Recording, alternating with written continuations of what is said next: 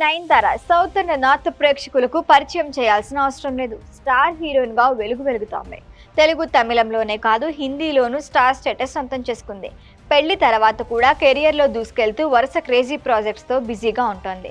అయితే ఆ ఒక్క సినిమా విషయంలో తప్పు చేశాను అని ఇప్పటికీ ఫీల్ అవుతోంది నయన్. ఏంటా సినిమా? లేడీ సూపర్ స్టార్ గా ఇండస్ట్రీలో తనకంటూ స్పెషల్ ఫాలోయింగ్ సొంతం చేసుకుంది నయనతార.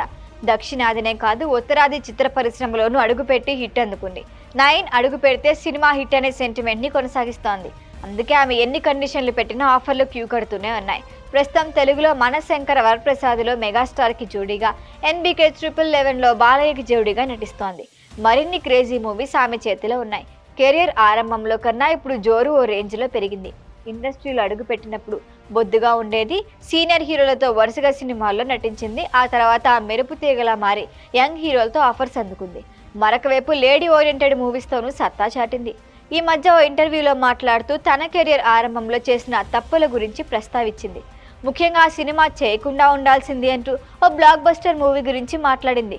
అంత పెద్ద సినిమా గురించి ఓపెన్ గా తన అభిప్రాయం చెప్పేయటంతో అభిమానులు షాక్ అయ్యారు. ఇంతకీ అదేం సినిమా అంటే గజిని. తమిళ స్టార్ హీరో సూర్య, ఆసిన్ జంటగా నటించిన గజిని మూవీలో నయనతార సెకండ్ హీరోయిన్ గా నటించింది. AR మురుగదాస్ దర్శకత్వంలో వచ్చిన ఈ సినిమాలో ఓ స్టూడెంట్ పాత్రలో నటించింది నయన్. తన కెరియర్లో ఏదైనా అతిపెద్ద తప్పు ఉందంటే అది గజిని మూవీలో నటించటమే అని చెప్పింది. ఆ సినిమాలో సెకండ్ హీరోయిన్ గా నటించడం మంచి నిర్ణయం కాదు. పైగా తనకు చెప్పిన కథ ఒకటి, ఫైనల్ అవుట్పుట్ మరొకటి. నేను నటించిన చాలా సీన్లు కట్ చేశారు. కేవలం నన్ను గ్లామర్ డాల్ గా చూపించారు.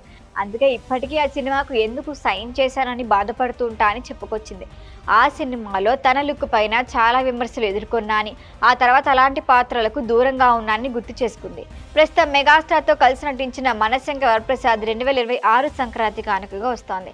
ఆ తర్వాత బాలకృష్ణ, గోపీచంద్ మల్లేని సినిమా కోసం డేట్లు కేటాయించింది. ఈ మూవీ షూటింగ్ త్వరలోనే స్టార్ట్ కానుంది. అయితే గజిని, చంద్రముఖి సినిమాలతోనే బ్యూటీ ఐకాన్ గా ఫేమస్ అయిందని, ఆ తర్వాతే నటనకి ప్రాధాన్యం ఉన్న సినిమాలు చేసి ఇండస్ట్రీలో నిలదొక్కుందని అంటున్నారు నెటిజన్లు. మొత్తానికి గుడ్ ఆర్ బ్యాడ్, ఆమె నటించిన ప్రతి సినిమా కెరియర్ ఉన్నతికి సహాయపడినవే అని గుర్తు చేస్తున్నారు. ఈ వీడియో కనుక మీకు నచ్చినట్టయితే లైక్ చేయండి, షేర్ చేయండి, సబ్స్క్రైబ్ చేయండి. అలాగే పక్కనే ఉన్న బెల్ ఐకాన్ని క్లిక్ చేయండి.